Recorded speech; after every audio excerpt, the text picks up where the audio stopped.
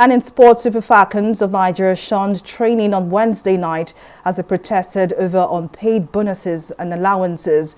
The players were met with Nigeria Football Federation NFF officials over the issue, say they are also yet to receive their bonuses at the ongoing 2022 Africa Women's Cup of Nations in Morocco. To salvage the situation, President Muhammadu Buhari has approved the funds as requested by the Nigeria Football Federation NFF. The 9-time African champions will take on Zambia in the third-place match at WAFCON 2022 on Friday. Well, to discuss more on this, Anita Obadina, sports analyst, joins me now on the news. Well, the issue of non-payment has become one too many in Nigeria's sporting scene. What really is going on?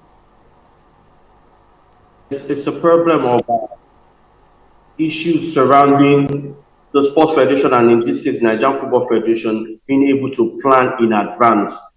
Before now, they knew they were going to play the Women's AFCON by this time of the year. So, according to the Sports Ministry, information from the Sports Ministry said the NFF only submitted their request 2 weeks to the tournament, and of course, getting enough money out that will move them from camping to the eventual tournament where these allowances were expected to be paid. It did not happen. So that really is ugly. And although the NFF president time and again has talked about being 80-something% or 70 to 80-something% being independent in terms of financing, but that has not been seen in the way they've handled the issue of bonuses allowance for the Super Falcons. Now, the unpaid bonuses date back to 2016. Would you say this has had an impact in the performance of the ladies over the years? Quickly tell us about that briefly, please.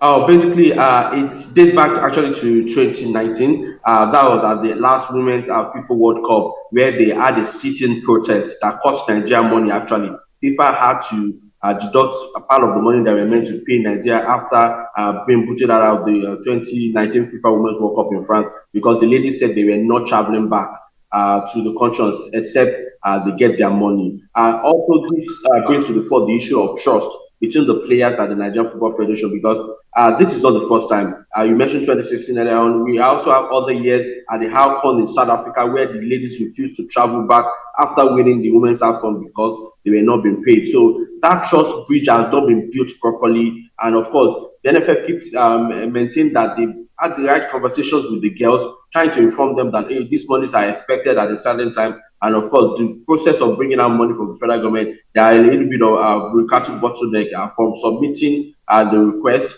to getting it out through the Ministry of Finance before the CBN will eventually pay into the TSA account of the Nigerian Football Federation. But it comes down to planning. And these girls, one thing you respect them for over the years is they are not afraid to speak up because they know that they need to get their dues. And if they don't get it on time, it might, like in the issue of the under-20 women's national team, they were owed for years. Basically, it took a lot of public outcry before they would get. And some of these players played at under-20, so they recognize that pattern, and that's why they are refusing to continue unless they get part of their monies. Well, indeed, Anita Obadina, sports analyst, thank you very much for your time and your contribution.